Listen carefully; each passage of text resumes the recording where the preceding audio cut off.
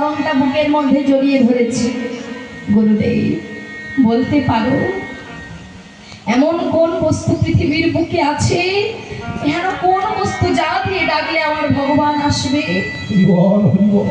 গুরুদেব শিষ্যকে বলছে, শোনো অদ্বৈত, শোন বাবা, কাঁদতে যদি হয় তুই কৃষ্ণ কৃষ্ণ বলে কাঁদ। বলছে কেন গুরুদেব? অদ্বৈত, কৃষ্ণ কৃষ্ণ বলে কাঁদলে যে ভগবান ফিরে আসবে। বলছে তাই? বলছে গুরুদেব না, আমার মতো মূর্খের ডাকে কি ভগবান ফিরে আসবে?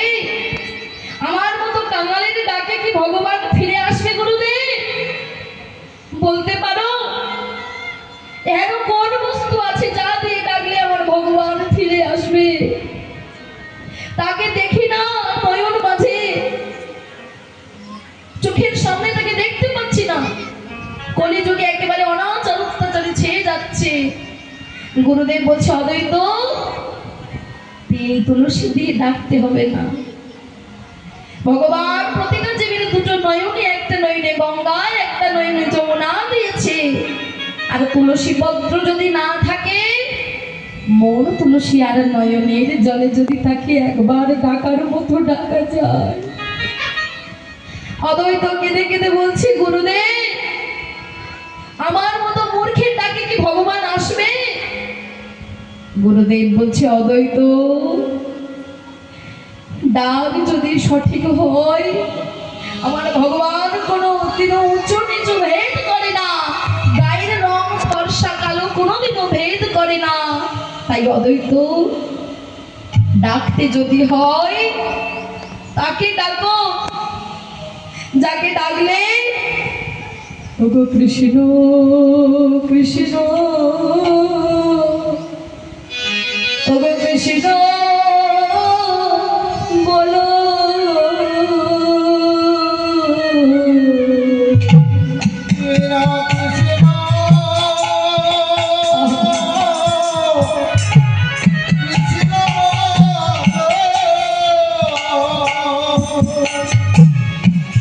ওরে অদ্বৈত, বৃথাই সংসারের জন্য চোখের জল ফেলো না, তাতে কোনো লাভ নেই।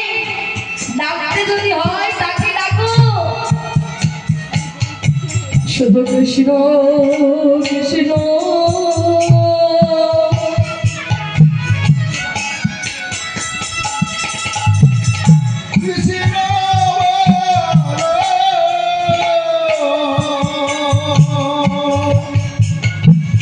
দুটি নয়ন জলে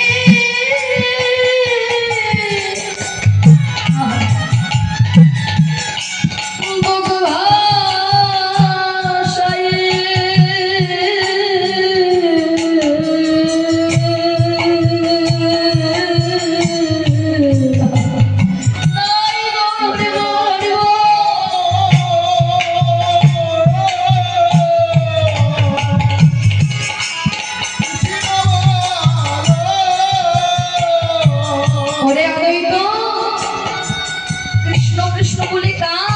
আর কি হবে জানিস?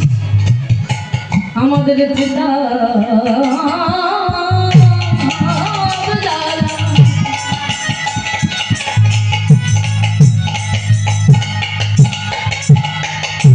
ভৈর রবে না,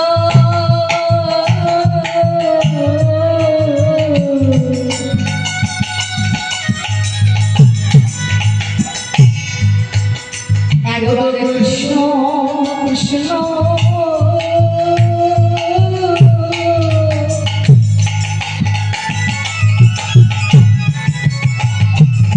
কৃষ্ণ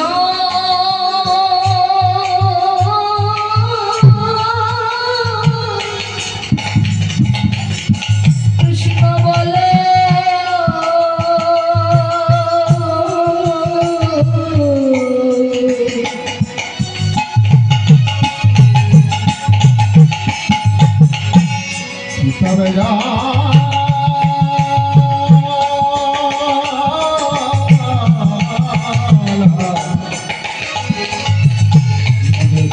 Jala আর ভয় যাবে না।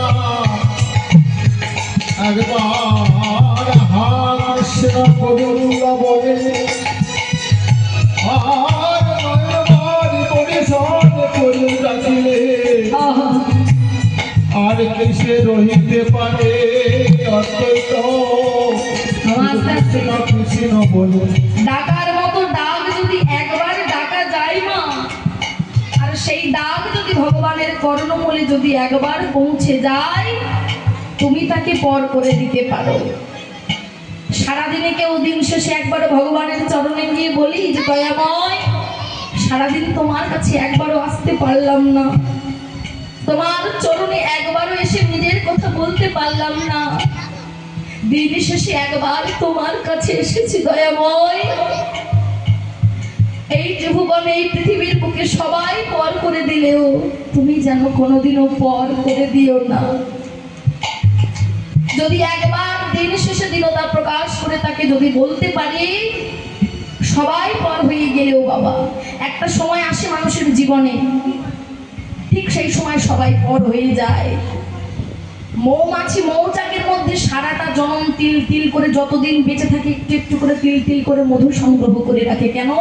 পান করবার আশায়, আস্বাদন করবে বলে তিল তিল করে মধু সংগ্রহ করে রাখে। কিন্তু মা, যে মধুটা সংগ্রহ করে রাখলো তার মধু সংগ্রহ করা বৃথা হয়ে গেল, মধু পান করা তার আর হলো না। আমাদের মতো একদল কোন মনোবৃত্তি নিয়ে, হ্যাঁ, আমাদের মানুষের ঝাঁকের মধ্যে একদলে গিয়ে সেই মৌ